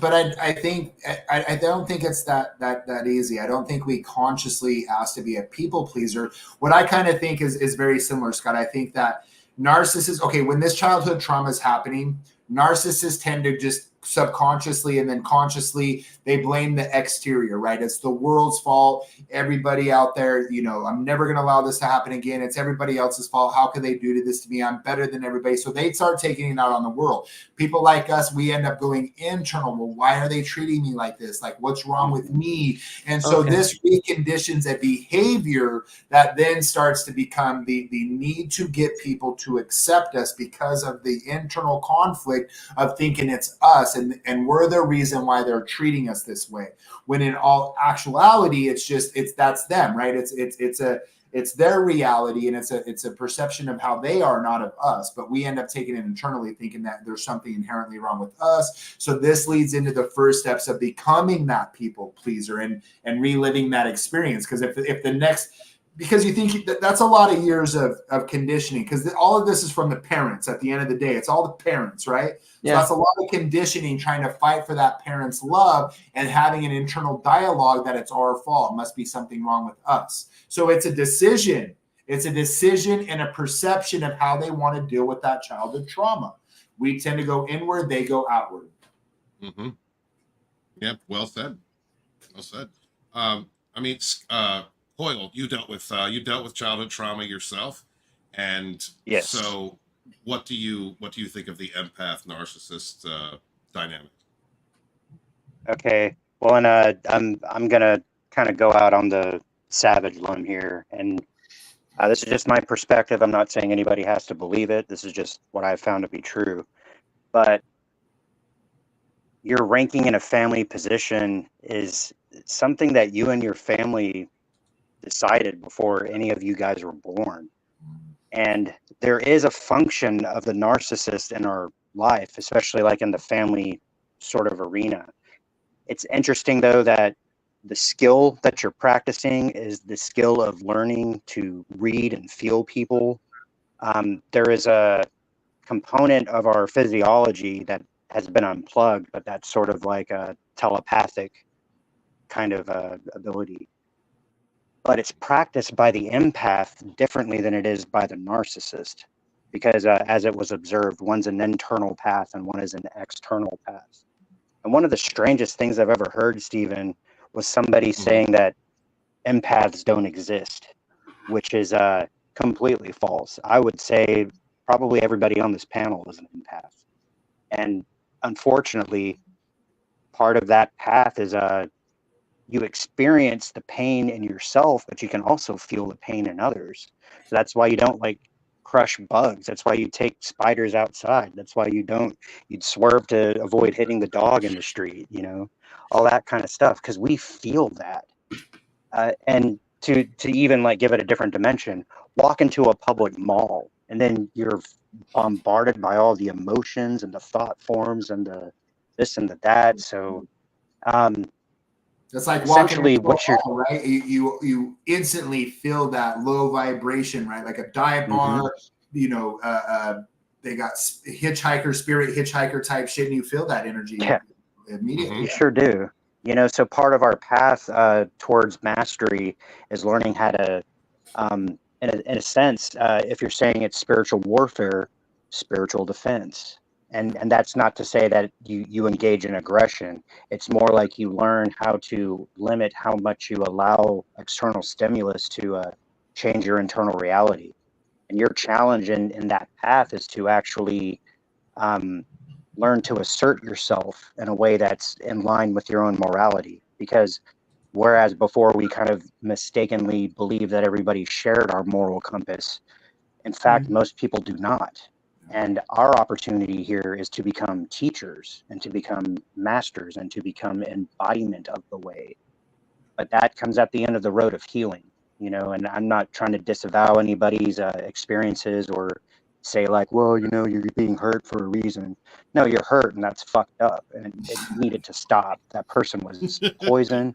Get the fuck away from them. But realize like once you, like Scott says, once you turn your attention towards self-care and you begin to build yourself back up, you will be in a position to uniquely change the world according to the perspective you've gained and the experience that you have come from. You'll be able to say it as individually unique as you are and as your journey has been. Amen. So I hope that makes sense. Well said, sir. Yeah. Well said. Thank you so much. Go ahead, Scotty. No, I'm just saying, yeah, I agree. Oh, okay. All right. Yeah, you know what? You got rid of the cat, and the harem loved your cat. What happened, man? I'm not rid of him. He's right here. Oh, All right, can't see hold him. on. There he is. Hold on. The girls were bugging out. Yeah, there it is. There's the kitty. There you go. Beautiful. All right. Last video for the evening. And this is, see, one thing I like about Dinesh is that he's got a little narc slayer in him. And He does too. Yeah, it's cute. Steven's gonna recruit him. It's like, I hate narcs. I'm like, yeah, get him. Yeah, man. So we're going to end this with say these 3 things to trigger a narcissistic collapse. If you want to instantly trigger a narcissist collapse, say these 3 powerful things to them. Here is Who one are you? disclaimer though. If the narcissist that you're dealing with is physically violent, do not use these 3 things because that could lead Yes. to a lot of aggression. Yes. Number 1, if I am too much, too big of a deal, then you simply are not made for me. You're not my person. What you're offering is not enough. You won't be seen as a narcissist for saying this because you are not putting them down. You're not telling them, oh, you're way better than them. No, what you're simply saying is, I have a set of non-negotiables. This is what I want from a relationship. And you're not meeting those standards. You are giving me bare minimum and you want me to settle for that? No, I want full reciprocity. I want commitment, I want predictability, nothing less than that. And when you say that, you leave no room for them to manipulate you. Number 2, you are the one who keeps coming back to me after putting me down and saying horrible things about me. Who is the problem? You or me? You are driven by your insecurities. You want to have control over me, and that's why you are here. You don't love me. You love the power you have over me. By saying this, you will draw a clear line and show them you know what they're up to, what they're doing, and you're not going to fall for it. You are not a toy to be played with. You are not an object to be thrown around, and you do not like that kind of unpredictability, that back and forth. You want consistency, and that's something they can't offer. Number 3 and the last one. No, I'm not too demanding. It's just that I'm losing interest in you as I'm getting to know you as a person. It's a way of telling them that I see through you, I am seeing through the cracks. Your real self keeps popping up and I'm connecting the dots. I'm looking for the patterns, and I do not want to be with a person who goes back and forth between being a Dr. Jekyll and Mr. Hyde, who shape shifts all the time, who acts like a cloud and becomes anything or anyone that serves them in that situation. You just draw the line and make it very clear that no, this is not about me. This is not about me asking for too much. It is all about you. It's about what I am seeing in you. All these things are easier said than done. And only those who heal, who become whole, who get in touch with their authentic self, Right. who know what they deserve, are able to say these things easily. If you're struggling with your self-esteem, self-confidence, and you do not know what you deserve, and it's hard for you to believe that you deserve consistency, you deserve love, you deserve a lot from the other person, then there is trauma to be resolved.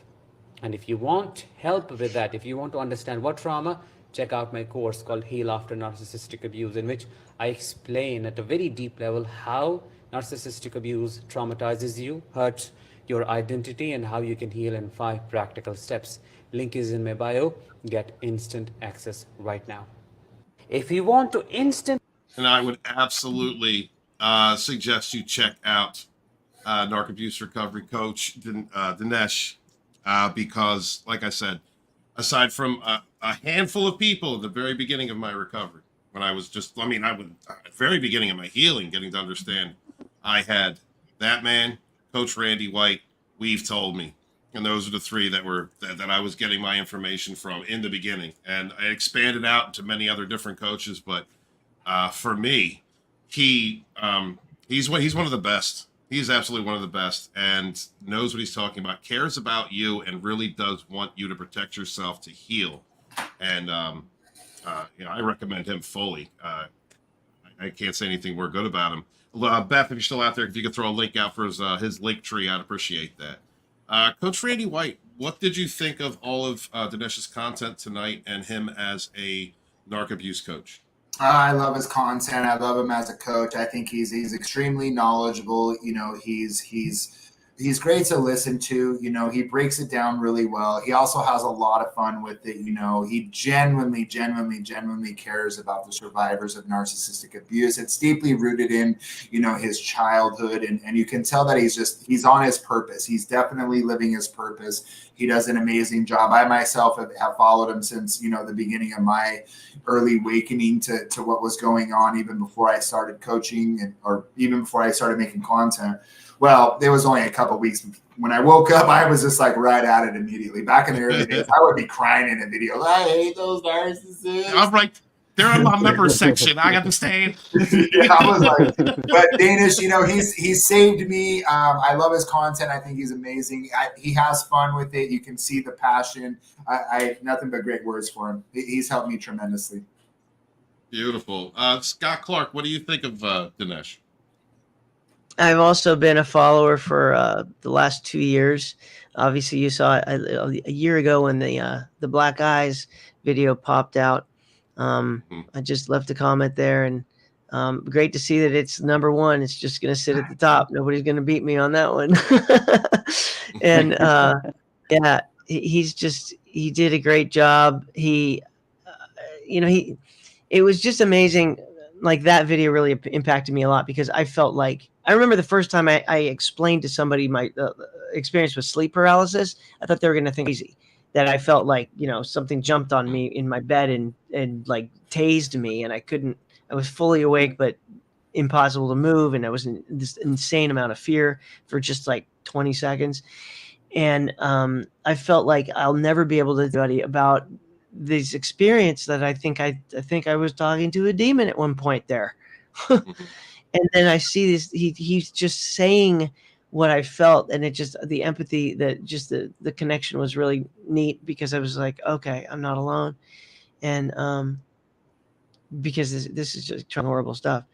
And he has fun with it. Sometimes he does these videos where he talks, one person over here, and then he's being the other person. He creates these little dialogues. Yeah. But and other times he's just very coach-like, and he's just great. Nothing words. Yeah. Yes, Immortal Coil, what did you think of Dinesh's content? Well, by far the video you just played was my favorite one, because it's like, okay, now you know the game. Now you have that awareness. Here's what you do. And there was something almost red pill about the way that he formulated those questions, because it's again, it's reaffirming a boundary. It's, you recognize your value and your worth. So it's like, hey, maybe you're not made for me. And they're like, oh, you keep coming back to me. Why? And Right. yeah, and then it's like, listen, I'm losing interest in you because I see you running around and doing stuff. And to your credit, Stephen, I knew you when you were in the midst of your abuse, and I knew you when you were capable of saying those statements to the person who was trying to chew on your chi, man. And it's powerful. Once you realize that you're in that position, then everything starts to change. And I would think, especially for the audience, especially for the people who are actively involved in a scenario with somebody like that, starting to think along those lines might help to galvanize where you should be in relation to them. So aside from that, I find him very personable. He has a very calm and centered emotional delivery. He's not too hyper. He's not lethargic. He doesn't seem like he's trying to sell you a used car. He's just kind of like, hey, here's where I came from. Here's what it's about. And here's what to do if it's happening to you. So cool stuff, man. Good thing you found him. Yeah, man. Beautiful person. And like I said, one of the first that I followed. And especially when you need it, guys, when you don't know what's happening and you're looking for information as to what you're going through, It's people like Danish. It's people who make this type of content that just make you feel like, first off, you're not alone and you're not crazy. You know, narcissists make you feel like you're alone. They make you feel like you're nuts. You know, you don't understand. You've never dealt with this personality type before, and their entire game is about confusing you. I mean, literally abusing you until they create brain damage, until you have this fog in your head where you don't even know what reality is. The function of a narcissist is, in my opinion, to pass on pain. They decided not to deal with their trauma, and instead of internalizing it, they put it externally. They create the narcissistic shell to absorb others, create a false front. And in order to sustain that shell, they use the energy, emotion, and attention of other people. And it's all destructive. Because of their grandiosity, they are never wrong. They are the center of the universe. And you, my friends, are an it or a thing, an object. And it is a nefarious cycle of abuse on a whole entirely different level. You're not just dealing with with what you would call a normal toxicity or people with unresolved issues or anger issues. You're not dealing with that. You're dealing with a person who is, by their very design, by their choice to design, manipulating and using other people so that they have a sense of control because they have none inside themselves. And it is having awareness content creators who save a lot of lives. And I don't care how you do it. I don't care if you're just out there talking about your story. I don't care if you're, however it is you present that information, if you're being very technical about it. We're going to be covering some more very technical creators coming up in the future. Or if you are like very emotionally inspired, as I am, a little hyperbolic, because in my opinion, sometimes you need that. You need a kick in the ass. You need that swift shock to your system because you've been so you've been so conditioned by that person. And there's different stages for different people and different types for everyone. Whatever it is that you need, seek it out, find it, because we're all on the same team. We're all doing the same thing. We want you to feel better. We went through something ourselves. We know what it's like to feel alone, isolated, and destroyed, smear campaigned. We know what it's like to have those sleepless nights. We know what it's like to develop conditions out of nowhere. And basically, if you stay in it long enough to not want to even live. And we do not want any of you to get to that point. And I want to thank every single person in this chat again for being a part of the Dragonstorm community, for supporting these creators, sharing out links to all of their channels, liking, commenting, and being there, most especially for the other survivors and thrivers that are in the chats or in the comment sections of these videos.